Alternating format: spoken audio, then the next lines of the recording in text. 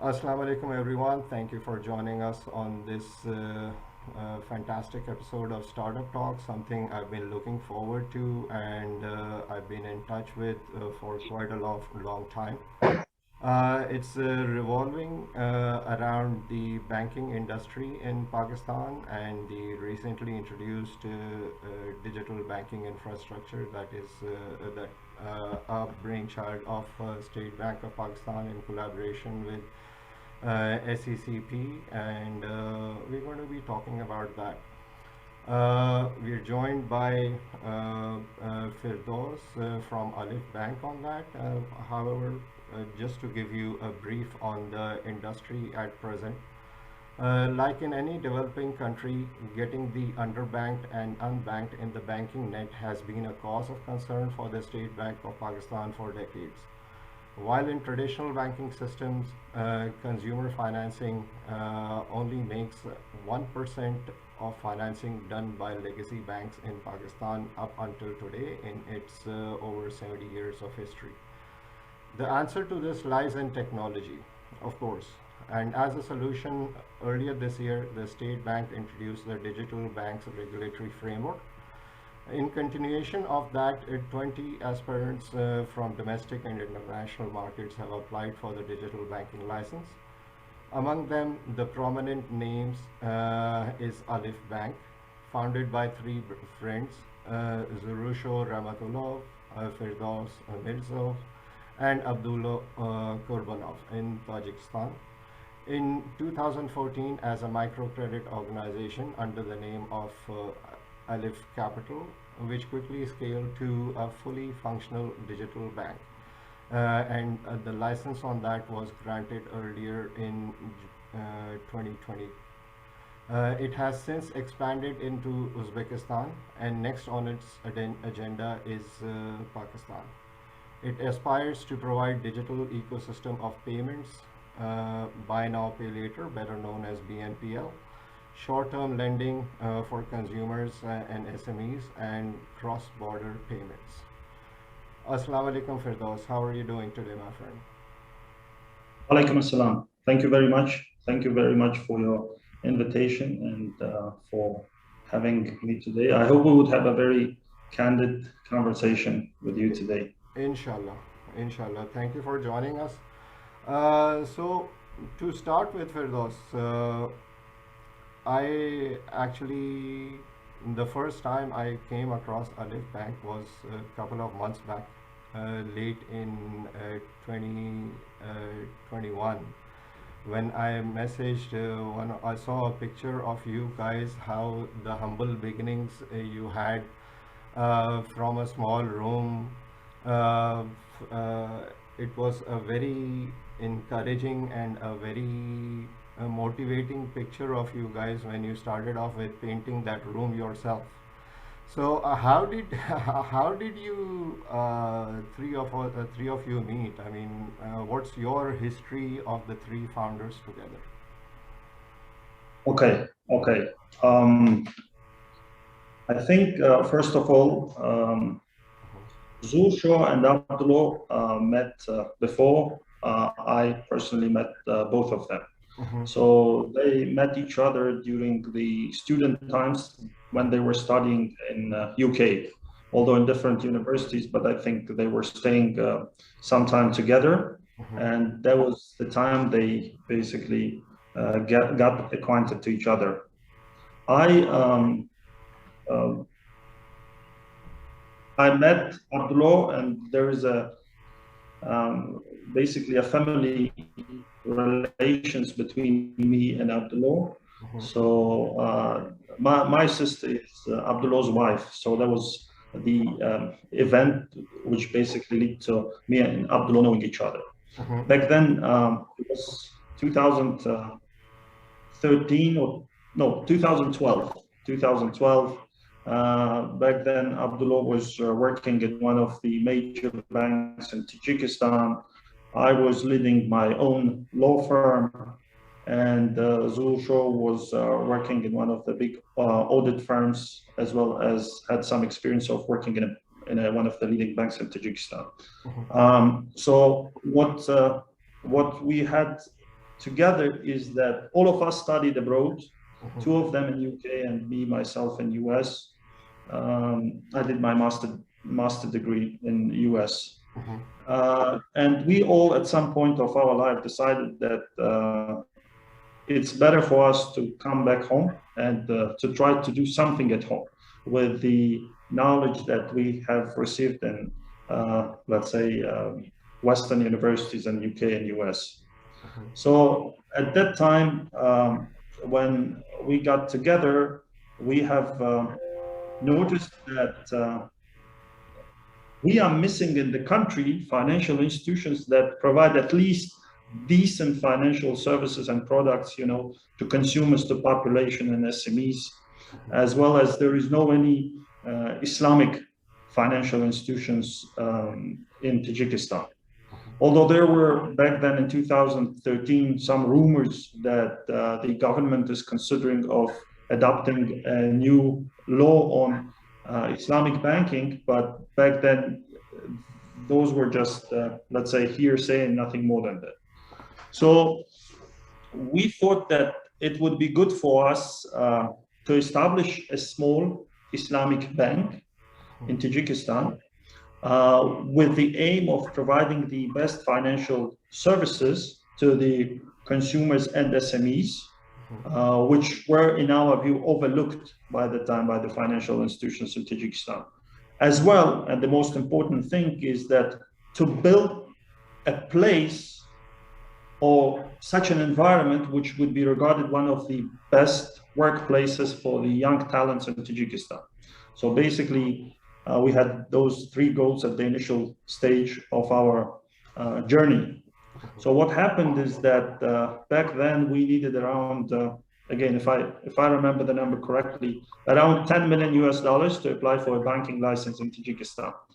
And we had approached several potential investors, but back then no one risked at investing in the risky, I would say, venture of young professionals who were in the midst of their 20s, $10 million basically. So we failed with our first goal of finding around $10 million. So then after discussions, we said that why don't we start with something small? And the smallest license that allowed us to provide credits was the license of a microcredit organization, which back then the minimum capital requirement for that license was around $200,000. So we got together all our savings. Some of us sold their apartments, and we gathered the $200,000 and established basically the company. It was end of 2013, and started to collect all the required documents to apply for the license. By I think April, we received our license, and I think it was the end of April or maybe first days of May that we issued our first basically credit, Murabaha, car financing. And there was a lady who received the first credit of Alif capital. And that was basically the beginning. And I think back then we were far away from what Alif is now. I think we have gone through several stages of our development. So I would say the first stage of our development, it was just the process of trial and errors. What we were basically doing the first year is just providing different sort of financing, collecting data, analyzing data, learning about the behaviors of different group of people to make sure to better understand the risk of different groups. And that was basically one of the I would say goals. And the second goal, of course, and one of the most important one, was that to make sure that from the first day we are building the right culture in place, which would basically allow us to engage, retain, and help the young talents to grow with us. Those were like during the first years. During the first year, basically, that is what we were doing, and we have started. You mentioned correctly. I think you saw the picture that of a room of around 20 square meters, and in that picture, Abdullah and Zulshur were just painting the wall. Yes, and the first employees, we have only 4 employees. 2 were working full-time and 2 were working part-time. I was one of those who would work part-time because back then I had the obligation to lead my other law firm here in Tajikistan. And Alhamdulillah, now we are more than 1,000. We have a team of more than 1,000 in 2 countries. So that was I would say, the initial stage of our development. And then I would say the next stage of our development, I think we can call it, we are betting on technology. So when we were saying about the best financial services and products to population, to consumers and SMEs, we found out that the only way that you can provide the best financial services and products, it would be through technology. That is the most convenient and easy way of offering financial services to those people who, for whatever reason, overlooked or for any other reasons, do not approach financial institutions in the country. So, and that again happened, I think, by some maybe a very interesting situation happened. Back then we were very small and we didn't have a co-banking system. So we used Excel instead of as a co-banking system too. By the time we have grown and Excel was not basically meeting our needs, we tried to find some agreements with 2 or 3 of this sort of companies, but working for around 1 month with each of them, we understood that their solution is not good for us. It had some nuances because, again, although we were, according to our license, we are a conventional bank, but we tried to make sure that all the products that we provide are in compliance with the principles of Islamic banking. So there were some internal restrictions for different products, and that required specific and tailor-made solutions for us. And we saw that the ready solutions out there would simply not work for us. And we decided that maybe the best option for us would be to hire a team that would develop this system in-house.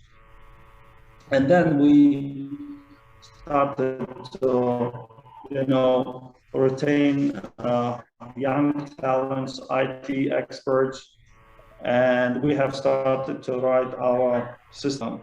Period of our development, which I call betting on technology. So we started to grow our in-house, IT team, and as of today, most, or maybe even I would say all our major systems, starting from CRM, core banking system, our e-wallet, all are written in-house by our team. And as of today, we have one of the biggest IT teams in this part of the world, close to almost 200 IT experts, including the product managers that work closely with them. And then I would say the third stage of our development, it was the expansion. In 2019, we decided that it's time to expand, and the first move was towards Uzbekistan, the country in the neighborhood of Tajikistan, with a population of 35 million. It's 3.5 million, 3.5 times bigger than Tajikistan. So in 2019, we decided to set up a basically a BNPL service provider in Uzbekistan. And as of today, it is one of the major BNPL players in Uzbekistan. Apart from it, of course, we also were able to receive a payment organization license in Uzbekistan that would be identical to EMI license that there is in Pakistan. In Uzbekistan, they call it a payment organization license. Yeah. And we have also launched our e-wallet in Uzbekistan in January as well. So then, in 2020, since we have reached the initial goals that we had in mind, we decided that now we have to think of some bigger, I would say, goals, and it was agreed that the next vision for the company would be basically building an Islamic fintech champion in the world. And our current expansion plans are basically coming out from that vision of building an Islamic fintech champion in the world. That's in a nutshell. Of course, there we can talk hours and hours about the Alif history, about the past 8 years that we had, and it was a lot of interesting stories are there as well, of course. Interestingly, because I've been involved in the tech startup ecosystem for some time now, and fintech financial services is one space that is ripe for disruption. There is so much room to grow and to play in a country like Pakistan, especially considering the dynamics of a population of 220 million, and it's a huge market, right? I'm sure in comparison to where you're based is much bigger than that, so it holds a huge potential too. And the traditional banking system has been very traditional up until now, to be honest, right? So in some circles we've been debating on this digital banking license that so many have applied for and all, and to be honest, right, I think Alif Bank has quite a good chance because of its past experiences, because of its humble beginnings, because it's proven track record being a digital bank, starting from a micro lending institution and all of those things. Now, Firdaus, digital banking is all about technology and financial services infusion. So, in addition to that, being Sharia compliant in its operations, right, offering Islamic banking services, I'm yet to see an example of a digital bank in that space actually, right, anywhere. I'm not referring to just Pakistan. So how has that infusion with technology, with financial services, and at the same time being Sharia compliant, how has that really actually developed? You have mentioned right. If we look in the history of fintech, I think it would not be more than what 10, 15 years. And if we per se, fintech is a I would say very young phenomena that we have seen and witnessing. And you made it properly that if we talk about Islamic fintech, it's something like maybe unheard of. Yeah. And I think it's the way that there is no approved models, and we are at the heart of innovation. So basically what we have to do, we have to sit and to innovate the products that would fit the fintech as well as the principles of the Islamic finance. And here the role of our Sharia board advisors is vital. So we have a lot of discussions with them. And it's a very, I would say, complex process of developing a new product. So what happens basically, there is some idea and we throw that idea and share that with our Sharia board members. The Sharia board members would look at it and would say that, okay, this is in principle what you can do, the rest is something that you are not allowed to do. Once we have it, we again go back with our team members, product managers, and discuss with them. Once there is some general understanding that it might work, it will go to the next level of discussions, you know, with the lawyers, with the marketing team, with the product managers who would say that whether the product would be convenient for the end user or not.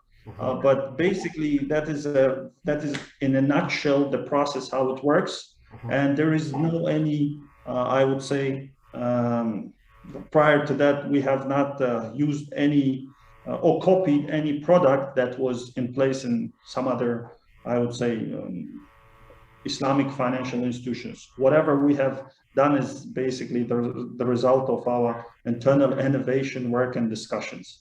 But that is the only way that you could innovate something new. And it's basically the same thing as others. You just add additional process there of getting and being always in consultation with the scholars, with our Sharia board. That's great. Now, you shared about initial hurdles that you faced in Tajikistan when you first started out, right? And then was it 2020 that you moved into Uzbekistan? 2019, I think. 2019. 2019. We did our research in 2018, second half of 2018, and by 2019 we have already started our operations. So, what kind of hurdles did you face in that cross-border expansion? Because the market is totally different, right? The size of the population is totally different. And how did your tech stack actually help in that respect? Yes, I think the first, I would say, challenge was the challenge in our the pressure that we had felt ourselves as founders, given that we did not have any experience of entering a new bigger market. There was the pressure that each of us felt, the doubts that we have had. But the good thing about having, not only one founder but three co-founders is that if someone is down for whatever reason, the two are up, so they can support you. And that the support that we had for each other, and that basically helped us to bypass that or withstand that pressure that we had internally.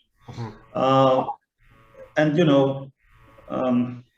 again, new country, it's still unfamiliar to you. That is by itself a challenge as well. You do not know the business environment, and the only way that you can understand it is just to do business in that country. Otherwise, you can, learn a lot, read a lot, but unless you don't start the business, you would not see all the other pitfalls that might be there. And we decided that the best way to approach Uzbekistan, if we send one of the founders to lead the Uzbekistan operations. So Zuhur took basically the risk of leading the business operations of ours. He went to Uzbekistan, and much of the success of ours in Uzbekistan, I would say, belonged to him, because out of us three, he took the risk of going into that market. And I would say that the advantage of having an in-house IT team is that it gives you, enough flexibility to adapt to new realities. So the solutions that we had in Tajikistan were basically the systems written for bank. But given that in Uzbekistan, the business model completely differs from what we have in Tajikistan. We needed a completely new systems in place. So what we did is we allocated some of our team members, and the tech lead basically went to Uzbekistan together with Zulsho, and they have started to written the systems, the tailor made systems for that particular business model in Uzbekistan. And I think that flexibility helped us a lot in adjusting to the realities that we have faced in Uzbekistan and the business model that we used in Uzbekistan. The rest was, I think, easier. And given that you have mentioned properly that with regard to Pakistan, that the segment of private financing is overlooked in Pakistan. That we can say with regard to consumer financing in Uzbekistan. Like if we look into the total consumer loans to GDP in Uzbekistan, it was one of the lowest, and still one of the lowest. So because the financial institutions and the banks, for different reasons, do not provide consumer financing. Back then, they did not provide. Now they have also started. There was an empty niche for us just to enter, and I think we entered during the right time. That's great. Now you mentioned earlier that mashallah, you are a team of over 1,000 people. Started off with only four people, right? You've also expanded into Uzbekistan, right? It's not very far away from you, but also humble beginnings where you had to sell off your apartments and belongings to start it off. So I mean, to come this far, right, it's a very very commendable achievement and what you guys have achieved. Oh, with regards to the operational aspect of Alif Bank, right, with such a large team in two different markets, what's the where's the core team based out of, right? With the operational, because obviously there is an operational aspect of a banking company, right? And then there is because it's a fintech company, there's a tech aspect as well. So where is it basically run from? Okay. I would say that if we talk about the operational team, each country has its own operations team that are in charge of daily operations. As to the IT part of it, right now, as of today, each country would have its own IT teams as well. But a year ago, some of the projects were over. Our CTO of the bank basically was guiding the juniors and the other, I would say, seniors on some of the systems that we are using in Uzbekistan. Like it was what 6 months ago we separated our Alif Mobi team. And we basically put local teams, and now the team is in Uzbekistan. But prior to that, it was somehow seen by the team in Tajikistan. But we think that it is, again, it is our experience with that we think now for us it's better if each country would have its own IT team as well as the operation team, which will be leading the country. And of course, the understanding of the local culture, the local context is very important. So we have to have strong local team in place to be successful in the countries that we operate. And we rely a lot on our local team members in the countries that we operate, especially in Uzbekistan. Out of maybe, again, I do not have the exact number right now, but I would say that around 95% of the team members in Uzbekistan, maybe 90% would consist of the local team members. Okay. Uh, Moving on to the operations of Alif Bank, it again from humble beginnings, it started off as a microcredit organization, right? Then moved into other aspects as well, into BNPL for consumer financing, into the same for the SMEs too, and then to full service digital bank. What kind of challenges uh, did you face in this growth over the past? It's been over 6 years now. I would say, I mean, doing business is basically always facing different types of challenges. And I mean, I don't think that we have faced any challenge that we couldn't took over. All the challenges that we have been facing, we were, because of the mindset of being flexible and adaptable, we always tried to find the best way and the best solution for that challenge. So there were many different challenges, but again, I cannot recall right now any big challenge that caused a lot of trouble for us. I think all of them caused some level of trouble for us, but we were able just to, find a good and proper solutions. That's great. Now, moving on, Firdaus, with regards to your expansionary plans, obviously, Uzbekistan expansion must have been a big learning experience for you. The big question here, why we are having this, the main reason we are having this conversation on, why Pakistan? Okay, good question. And I would just maybe ask you another question. Imagine that you had a company that has a vision of, building an Islamic fintech leader in the world.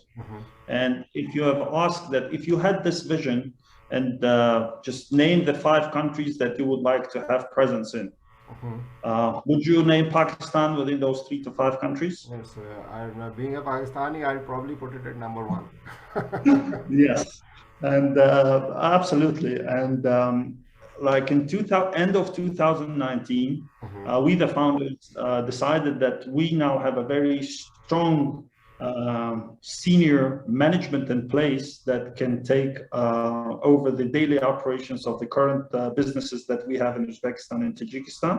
And now the founders would have enough time to basically start the execution of that vision.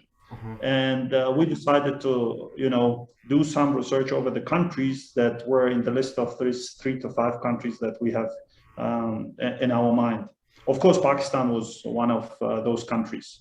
And back then, because of the COVID, it was quite difficult, to travel to any country.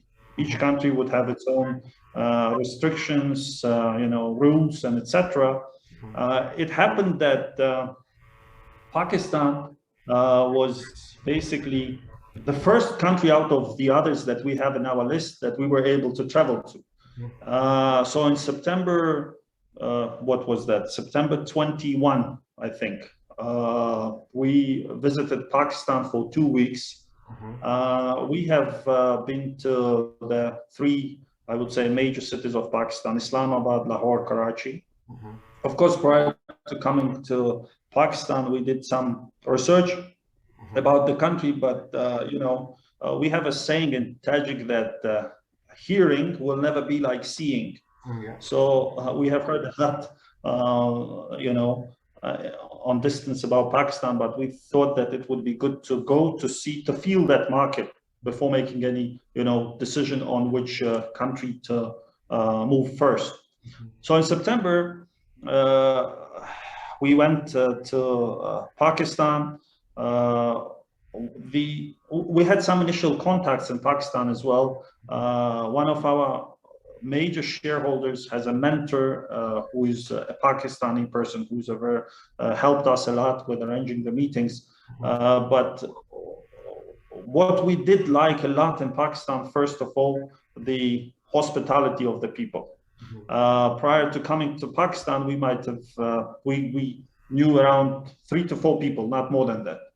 But when we came to Pakistan through the networks of those 3 to 4 people, we had around 40 to 50 meetings with different peoples in 3 cities in Pakistan. And the good thing was that, I mean, the hospitality was great. And people were open, they had candid conversation with us, they helped us a lot with their advice. Everyone who we met was welcoming to us very well. That is something that we liked a lot. But apart from that, if we look into some numbers of Pakistan, it would certainly will give us the information. I mean, it would be obvious that this is a market for us to enter. You have properly mentioned about the population. It's like the fifth largest country by population in the world. And well, different sources say different numbers, but let's say around 70 to 75% of adult people are unbanked, and that makes around 100 million of peoples. By that number, Pakistan is has the third largest unbanked population in the world. And then again, if we talk about the Islamic finance, again, I do not know the exact number, but I would say 96% of the population of Pakistan are Muslims. And then when we look into the other, data, like the domestic credit to private sector as percentage of GDP, it's one of the lowest in the world. It's like 17%, while the I would say the average for the low middle income countries would be around 45% according to World Bank.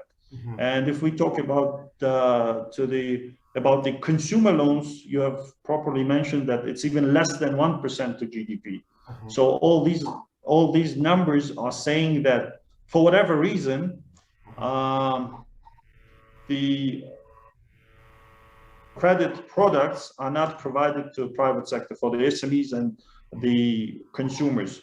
And you have one of the largest, I guess, SMEs out there. And the sources say about the different numbers, but I think if we say those are about 3 million SMEs out there, we might not be wrong with that number, 3 million, because some sources say about 5 million and different numbers are there.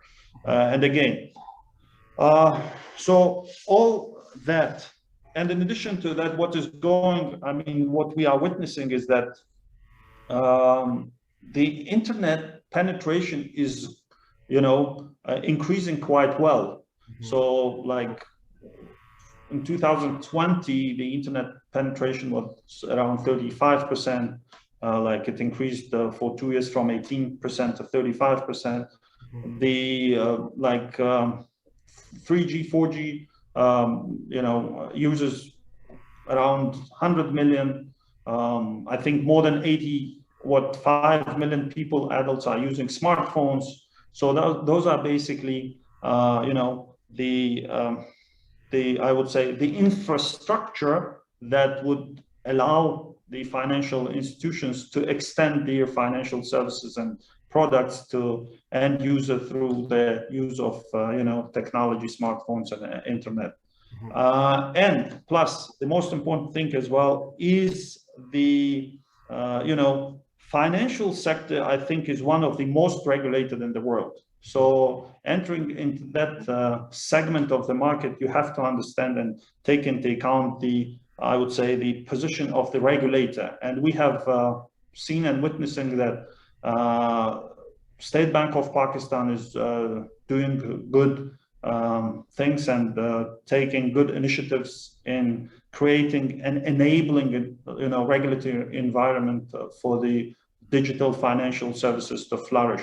That also impacted our decision as well. And when we were discussing about the way of entering into Pakistan, once we came back home in September, we were thinking of different models. And then in January January this year, we heard the good news that the State Bank of Pakistan, adopted the regulations on digital retail banks. So what we did is that we just went through that regulations, had an internal discussions, and decided that that might be a very good way forward for us, given that the digital financial services that we provide, we basically want to provide them using our ecosystem. It's just not only one product, but trying to, to have the ecosystem of your financial services, of our financial services available to our customers within one app.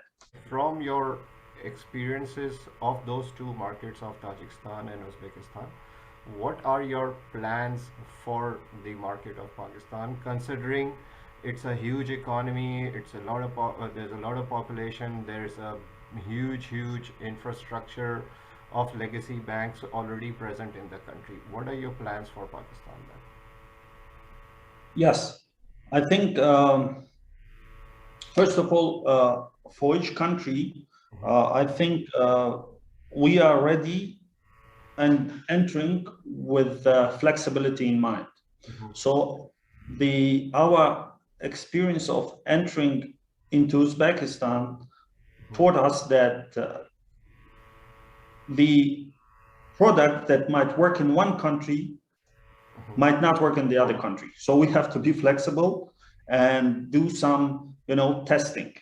So what we are trying to do in Pakistan as well, of course, there are some challenges with regard to, let's say, the absence of credit history on many of the people in Pakistan. So when you talk about the credit products, you have to have some credit scoring in place. And to have a credit scoring in place, you have to get some information. And most importantly, you need some information on the financial, status and financial side of the borrower. Given that, and we assume not,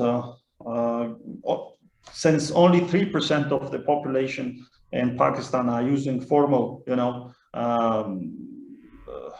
formal credit products of financial institutions, we assume there is not a lot of information about population in Pakistan.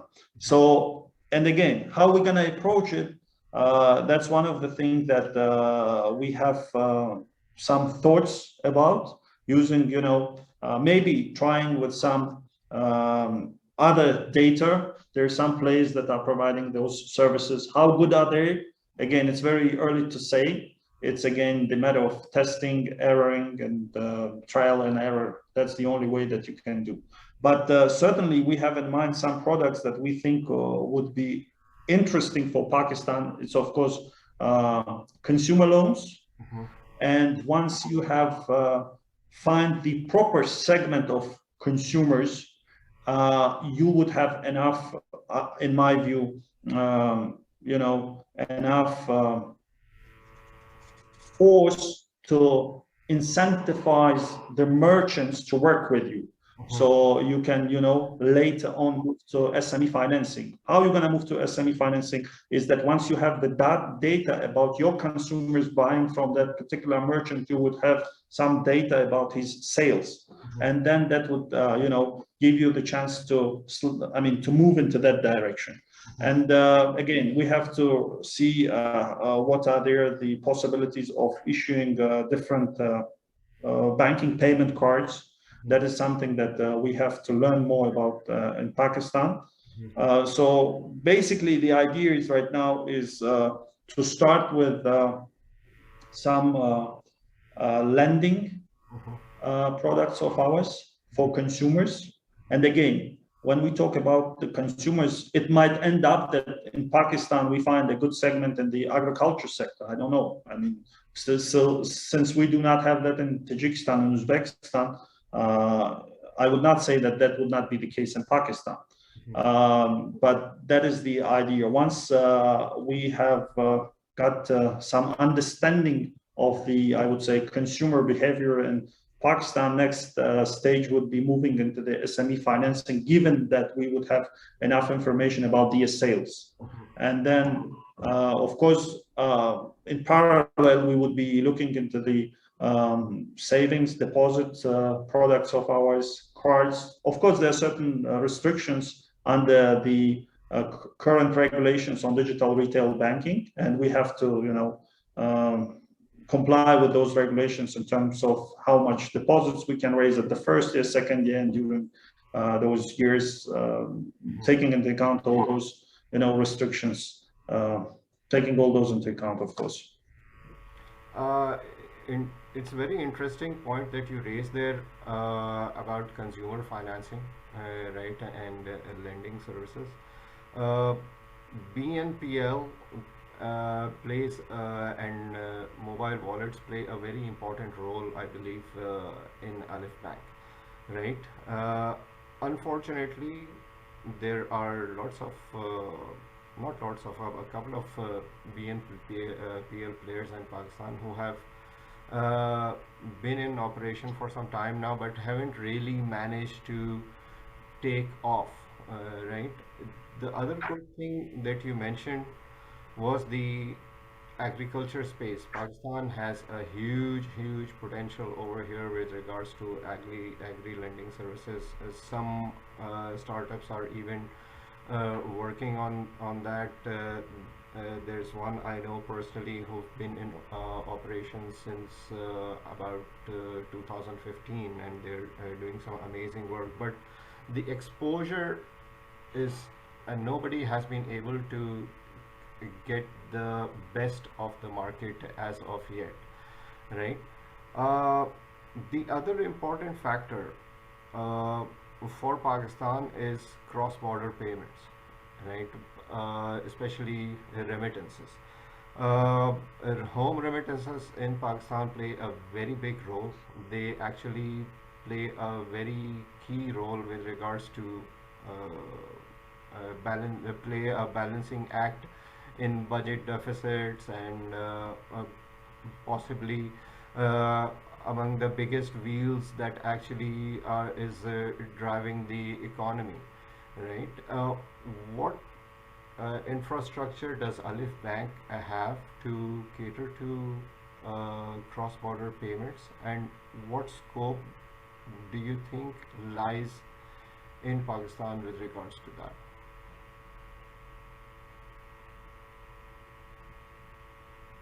I lost you a bit, but I think the question was what infrastructure you have in place with regard to the cross-border remittances, correct?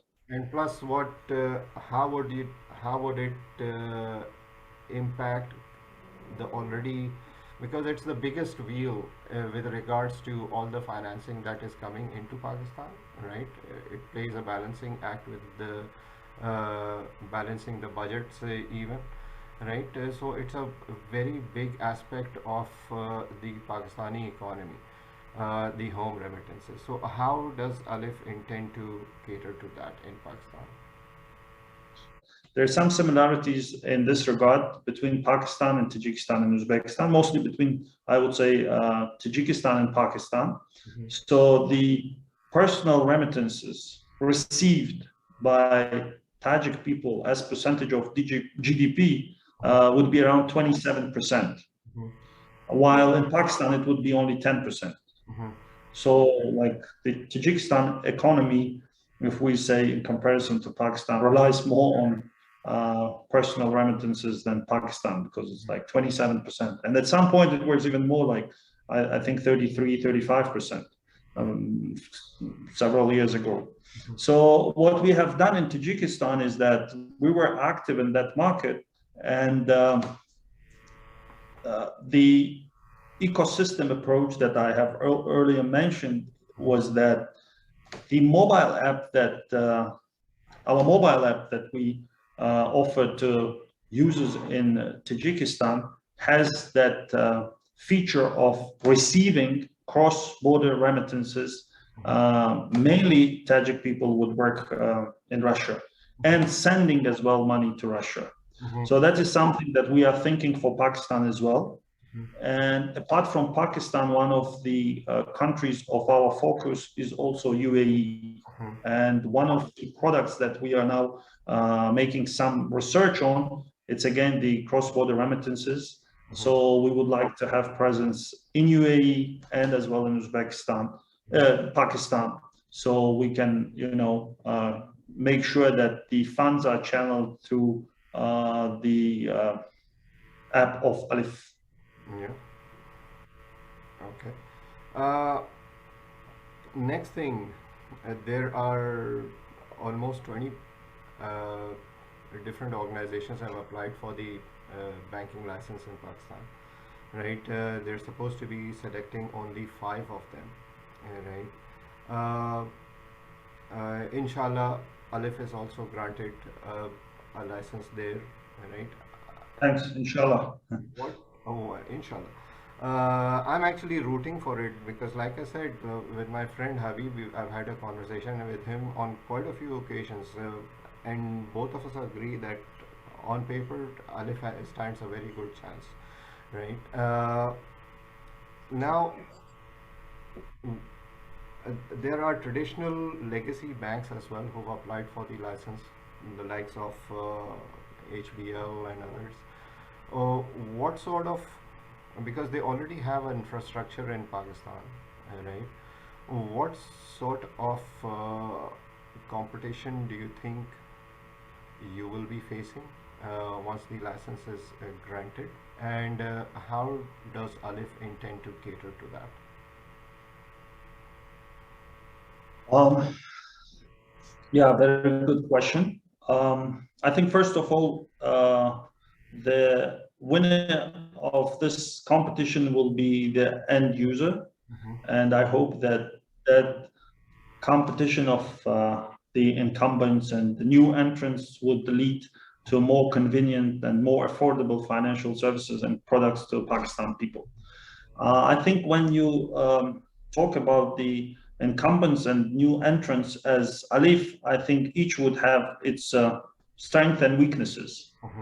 Um, I think the strength of the incumbents, for sure, that would be the infrastructure that they have, that they can use and rely on. Of course, their understanding of realities of Pakistan, since they have been doing business there for years and years and decades, which we don't have.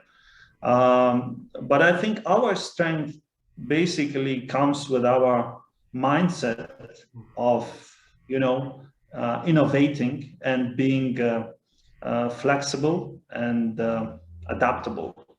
I think for bigger organizations, it might be a bit difficult to be as flexible as the smaller financial institutions.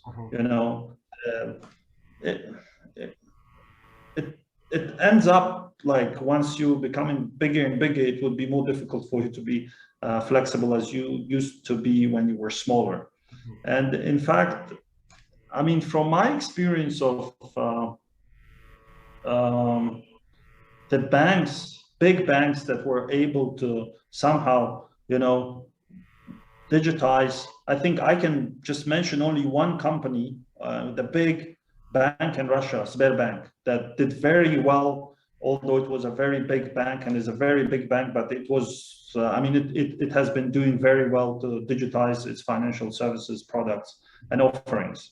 Although I don't know because of the recent situation where that would end up, but until today, they were doing a good job. And apart from Sberbank, I haven't seen any other big bank doing that. Maybe there are others in the world as well. And the other thing is that we have to understand that working with SMEs and consumers, it would not. I mean, it would not be a hassle-free, work. There are a lot of hassle there that I don't know whether those big banks are used to it or not.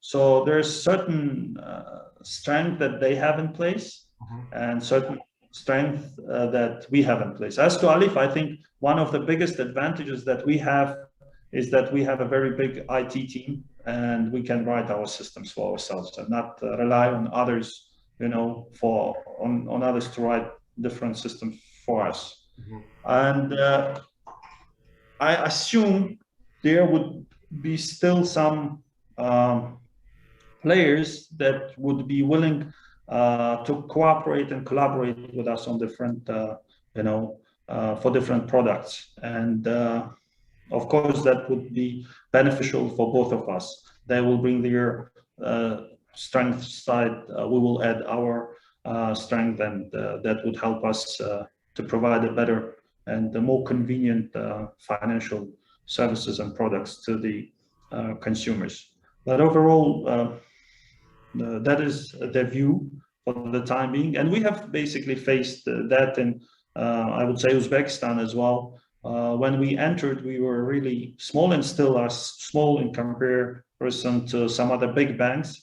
But again, that segment of consumer financing SMEs, it would require you some different skill set, I would say, to work with them.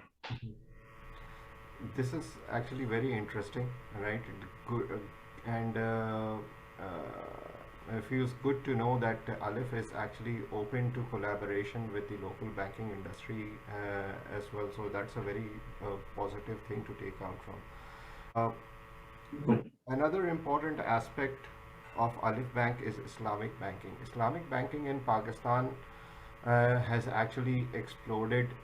The growth numbers are and the projections are even, I mean, it's going to be in the next 10-15 years, it's going to make the better portion of the banking industry in Pakistan, especially when you have banks like Mizan Bank and all,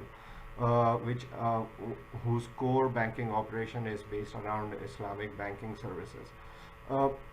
You have obviously done research on Pakistan quite a bit. That's why you applied for the license.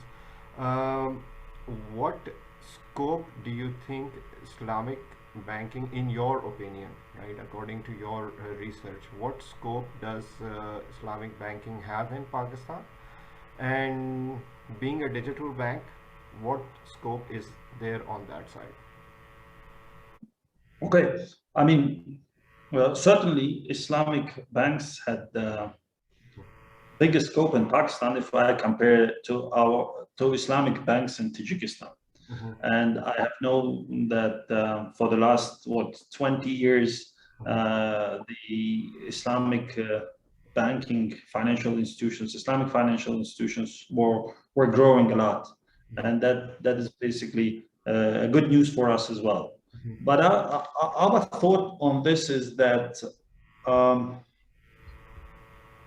the financial services and the products that we have to provide should be that convenient that the customers who even don't care a lot about the Islamic principles would just use them for the convenience. That's the way of thinking of ours here.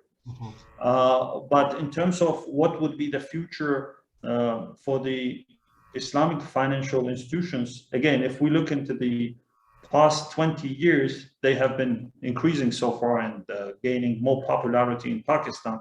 And I think if they would be able also to digitize their financial services and products, certainly that would lead to increasing their shares in the total banking industry, in my view, in countries like Pakistan, for sure. Again, if we talk about the population of more than 96% Muslims, that should be the case in my view. Okay. But again, we have now entering the era which the era which the consumers would assess your financial services and products through the lens of how convenient are they for for using the smartphones and the new technology. If you don't have that in place, then you would most likely lose the game. Now, You have to bet on technology.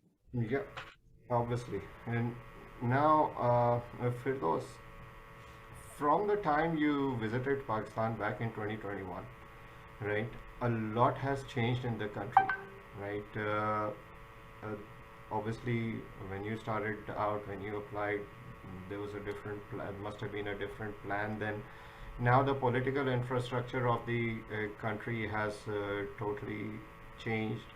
Uh, uh, the infrastructure in the central bank would possibly change in the near future if the present setup continues. And uh, there, obviously, you are also getting news as well, uh, uh, being an entrant in the country. Uh, there's a lot of political uncertainty going on, and the grant of licenses because of that has been delayed. Otherwise, we would have heard something by now. So there must have been a plan A. What's the plan B then? Certainly. First of all, we hope that the plan A would work in favor of Alif. And if that would not be a case, I mean, again, we are talking about, financial services, and financial services mean, whether we like it or not, some sort of regulations. And our plan B certainly would be, again, working with the regulator to finding a better solution for us, a better license for us to maybe start with some other of our products. But plan B, it's again, it it would also lead to having the discussions with the regulator about the maybe other sort of a license that we might need, because otherwise it would be quite difficult for us to operate in Pakistan. Again, like in Uzbekistan, given the regulatory environment there, we were able to find a solution of providing our BNPL services without any license, any license of financial institutions. But I think, to the knowledge that I have right now, and the some legal research that we have done, and the legal opinions that we have received from local lawyers, I think in Pakistan doing that might be a bit complicated. Yep. So plan B is basically, yeah, it's again working with the regulator to find maybe another license which would work for us. So even if there is a change in the political dynamics of the country, am I safe to assume that Alif is still positive about the outlook on Pakistani market and it's stepping into Pakistan? Yeah, I mean, in terms of the interest, we have a very serious interest and intentions with regard to entering Pakistan. And I think despite the changes in the politics that you are referring to, I don't think that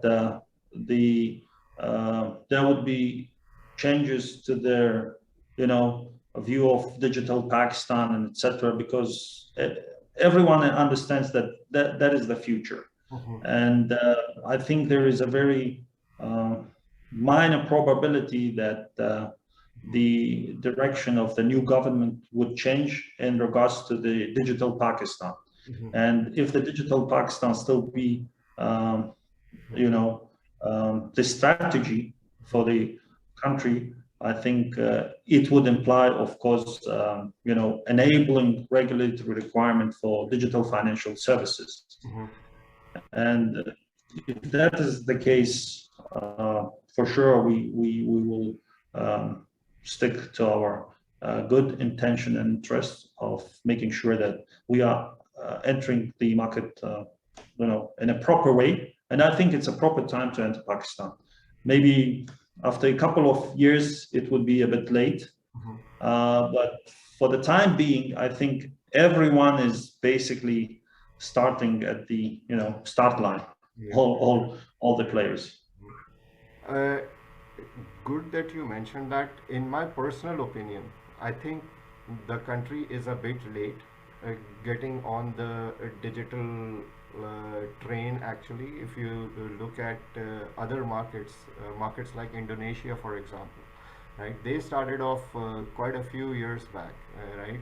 Where Indonesia, in some discussions we've had this, where Indonesia was back in 2014, 2015. That is where Pakistan is at right now, at the cusp of exploding a digital revolution within the country, being the size of the population.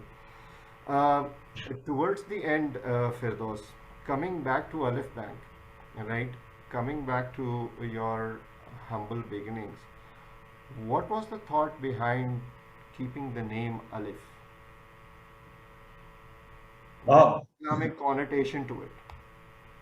yes. I mean, I think Mhm. if anyone says you Alif, you properly. I mean, you rightly mentioned that the connotation will come with Islamic, something Islamic. Yeah. So that was basically the first intention of ours. Mhm. And then Alif, it's always being the first Mhm. um, letter Yeah. in the alphabet. And again, if you look at the Alif, it's Mhm. straightforward. Yeah. Be straightforward in terms of your, dealings with all the stakeholders, especially with the consumers. Mhm. So be transparent. So that is all that we see in that name, Alif. Mhm. And I think it's one of those names that would be easily remembered in all the countries where the majority of population is Muslim. So when you say Alif, it will be easily, remembered in Pakistan and Tajikistan and Uzbekistan and GCC, any country. Yeah. In the end, Firdaus, what message? Because you've been in the news, right? People have been writing on Alif Bank as well in the media too, right? Alif is among the banking sector. It's more or less become a known name, right? What message do you think you'd like to give to the people of Pakistan, to the banking industry of Pakistan? Do you have any message for them?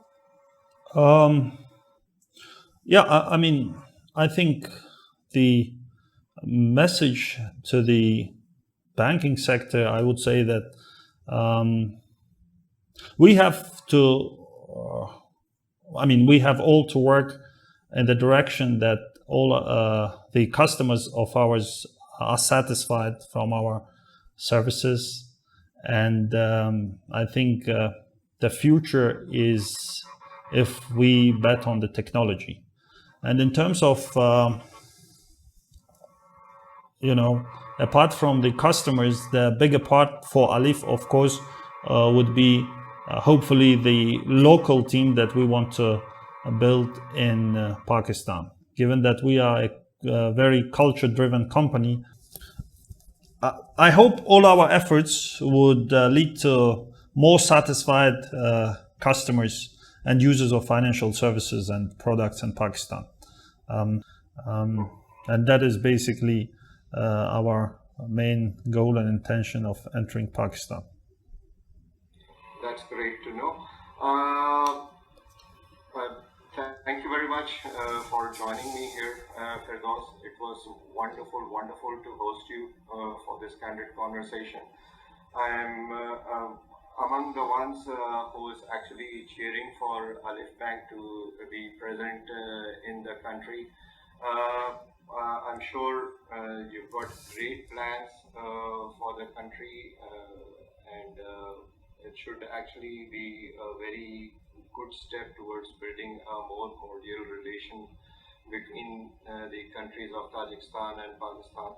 And if there is any way that me, in my personal capacity, might be able to extend support to Alif Bank with its entry in Pakistan, with its setting up operations in Pakistan, or for any other reason, You know where to reach me, all right? Just give me a shout, and hopefully we'll be able to do something to and work it out. Thank you very much. Thank you. Yeah, thank you very much for your time. Thank you very much for your kind wishes and support. Inshallah, all these efforts again would lead to more satisfied consumers in Pakistan, inshallah.